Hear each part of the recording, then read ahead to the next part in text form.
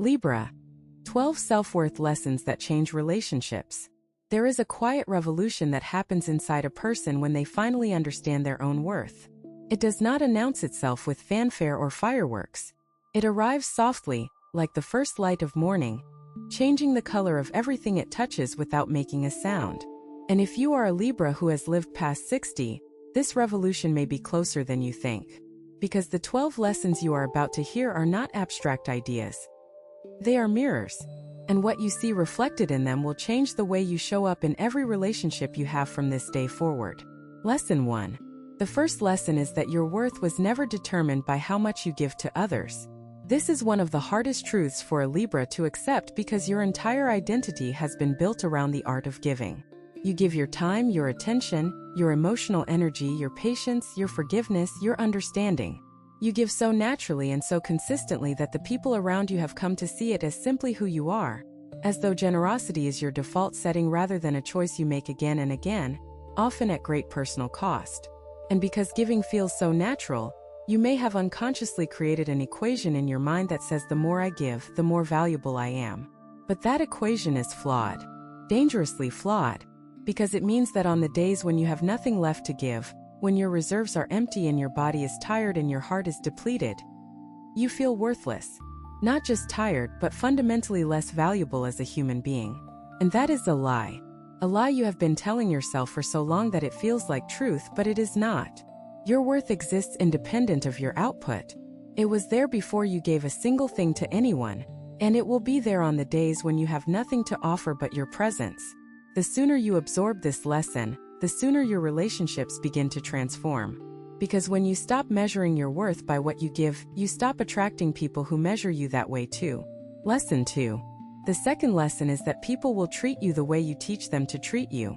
This is uncomfortable to hear because it implies that some of the mistreatment you have experienced was, at least in part, something you allowed. And that is true, though it needs to be held with compassion rather than blame. You did not allow it because you are weak. You allowed it because you were never taught that you had the right to demand more.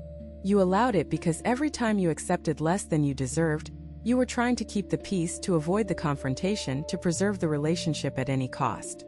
And those intentions were noble. But the result was that certain people in your life learned that your boundaries were flexible. They learned that if they pushed, you would bend. If they took, you would give more. If they crossed a line, you would redraw it further back rather than holding firm. And over time, that pattern created dynamics that no amount of love or patience could fix, because the foundation was built on inequality, rather than mutual respect. This year, this lesson asks you to start teaching differently. Not through lectures or ultimatums, but through consistent action. By saying no and meaning it. By walking away from conversations that disrespect you. By refusing to chase people who do not value your presence. Each of these actions is a lesson, and the people who love you will learn quickly. The people who do not love you, or who only love the version of you that makes their life easier, will resist. And their resistance will tell you everything you need to know. Lesson 3. The third lesson is that being easy to love does not mean being easy to take advantage of. Libras are, by nature, some of the most lovable people in the zodiac. Your warmth, your charm, your genuine interest in others, your ability to make people feel seen and valued. These qualities make you magnetic. People are drawn to you because being near you feels good. And that is a gift. But somewhere along the way, you may have confused being lovable with being available.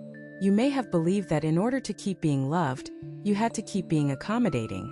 That setting a boundary or saying no or expressing a need would make you less lovable, less desirable, less worthy of the affection you crave. But the opposite is true. The most lovable version of you is the version that knows her worth and acts accordingly. The version that can receive love without questioning it, give love without depleting herself, and walk away from situations that ask her to be less than she is. That version is not harder to love. She is easier to love because she is real. She is not performing a role or maintaining an image. She is simply being herself, fully and unapologetically, and that authenticity is the most attractive thing a person can embody. Lesson 4. The fourth lesson is that you do not need to earn rest. You do not need to justify it with productivity or excuse it with illness. You do not need to wait until you are so exhausted that your body gives you no choice. Rest is not a reward for hard work. It is a requirement for being alive.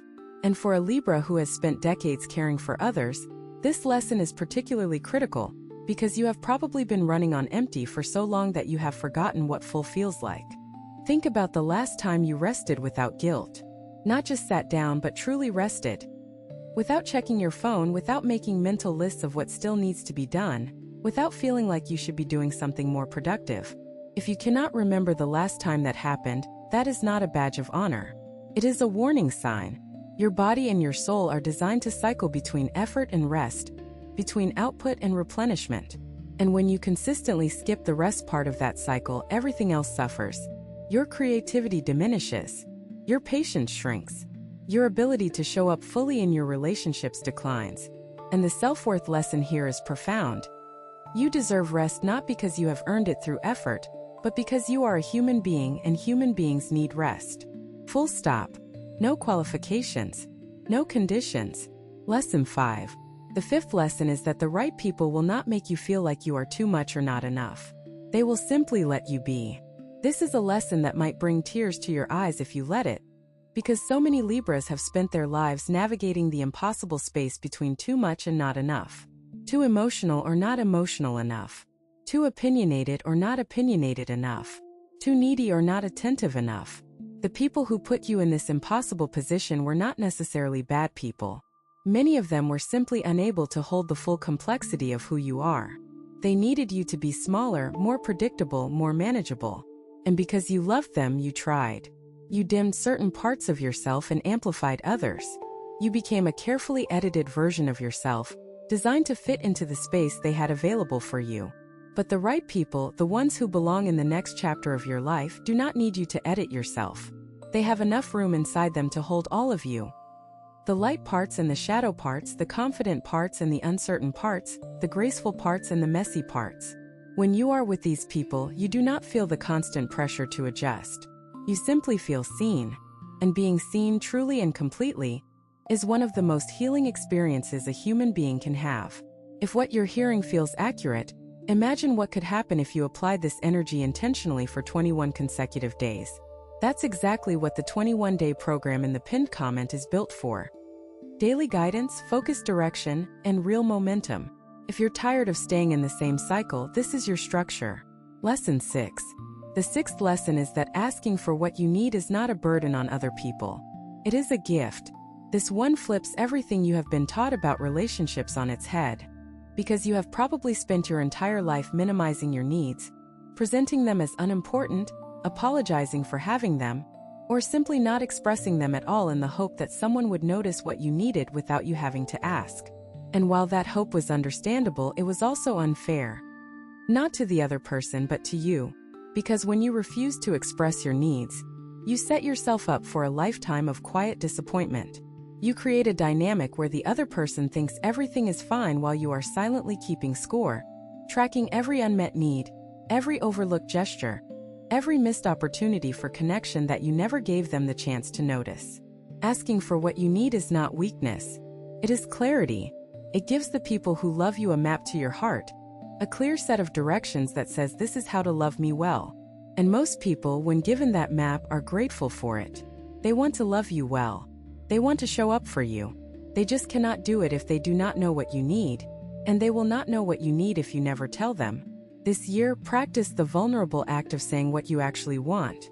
Not what you think is reasonable, not what you think is fair, not what you think will be easy for the other person to provide, but what you actually genuinely want. Let them decide whether they can give it. Trust them enough to let them try. Lesson 7. The seventh lesson is that walking away from something that no longer serves you is not the same as giving up. Libras are loyal. Fiercely, sometimes painfully loyal. You stay in situations long past their expiration date because leaving feels like failure, like abandonment, like proof that you could not make it work. And that loyalty is beautiful when it is directed toward people and situations that are worthy of it. But when it is directed toward something that is actively harming you, loyalty becomes a prison. There is a relationship in your life or a situation, or a pattern that you have been holding onto out of loyalty rather than love. Out of obligation rather than desire. Out of fear of what people will think if you walk away rather than genuine conviction that staying is right. And this lesson is asking you to look at that situation honestly and ask yourself, Am I staying because I want to be here, or am I staying because I am afraid of what leaving says about me? If the answer is the latter, then walking away is not giving up. It is growing up.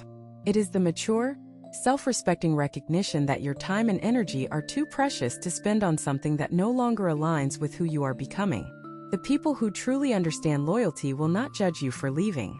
They will admire you for having the courage to choose yourself when it mattered most. Lesson 8. The 8th lesson is that your past does not define your worth in the present. You have made mistakes. Real ones, painful ones, the kind that kept you awake at night and followed you into the next morning and the morning after that. You have said things you regret. You have hurt people you loved. You have made choices that, with the benefit of hindsight, you would make very differently. And the weight of those mistakes may have settled into a belief that lives somewhere deep inside you. The belief that because of what you have done, you deserve less. Less love, less happiness, less peace, less of the good things that other, seemingly better people enjoy without question. But that belief is a distortion. It takes the truth of your mistakes and warps it into a life sentence that you never actually deserved. Because your mistakes were not the final word on who you are. They were chapters in a story that is still being written. And the chapters that came after those mistakes, the ones where you learned, where you grew, where you became kinder and wiser and more compassionate because of what you went through. Those chapters matter too. In fact, they matter more. Because anyone can avoid mistakes by never trying anything. But taking the risk, failing, learning, and trying again with more wisdom and more grace. That is courage. And courage is not the hallmark of someone who is worth less. It is the hallmark of someone who is worth everything. Some people watch. Others transform. If you want to be in the second group, the 21-day guide in the pinned comment gives you a clear step-by-step process aligned with your sign. This isn't about waiting. It's about moving. Lesson 9. The 9th lesson is that comparison is the most efficient way to destroy your sense of self-worth. And as a Libra, you are particularly susceptible to it, because your mind is always measuring, always weighing, always looking for balance by comparing one thing to another. That impulse is powerful and useful in many contexts, but when you turn it inward, when you start comparing your life, your body, your accomplishments, your relationships to someone else's, it becomes toxic.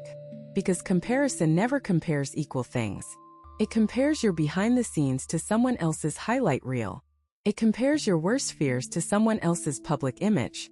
It compares where you are right now to where someone else appears to be, without accounting for the completely different path each of you has walked. And every time you make that comparison, you come up short.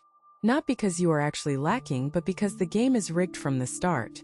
Nobody wins at comparison. It is a race with no finish line and no fair scoring system. This year, the self-worth lesson is to catch yourself every time you start to compare and gently, firmly redirect your attention back to your own path, to your own growth, to your own unique, unrepeatable, impossibly beautiful journey that cannot be measured against anyone else's because it is entirely and completely yours. Lesson 10. The 10th lesson is that you are allowed to outgrow people you once loved. This is perhaps the most painful self-worth lesson because it feels like betrayal, like abandonment, like proof that you are the kind of person who leaves. But outgrowing someone is not the same as stopping loving them. You can love someone deeply and still recognize that you no longer fit together. You can honor the time you shared and still acknowledge that the person you are becoming needs different things than the person you were. Growth is not supposed to be convenient. It is not supposed to fit neatly inside the container of your existing life. Sometimes it spills over the edges, disrupts the arrangements, and creates messes that cannot be cleaned up by going back to the way things were. And when that happens, you have a choice.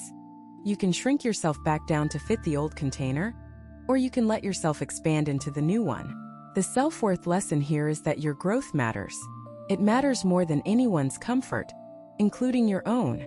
And the people who truly love you, the ones who see your worth as clearly as you are beginning to see it yourself, will celebrate your growth even when it takes you in directions they did not expect. Lesson 11. The 11th lesson is that you do not owe your story to anyone who has not earned the right to hear it. Your experiences, your struggles, your vulnerabilities. These are sacred. They are not currency to be traded for connection or acceptance. They are not entertainment for people who are merely curious. They are the deepest parts of who you are, and they deserve to be shared only with people who have demonstrated, through consistent action, that they will handle them with care. Libras often overshare because they want to create intimacy quickly. You believe that vulnerability builds connection, and you are right, but only when that vulnerability is met with equal vulnerability and genuine respect.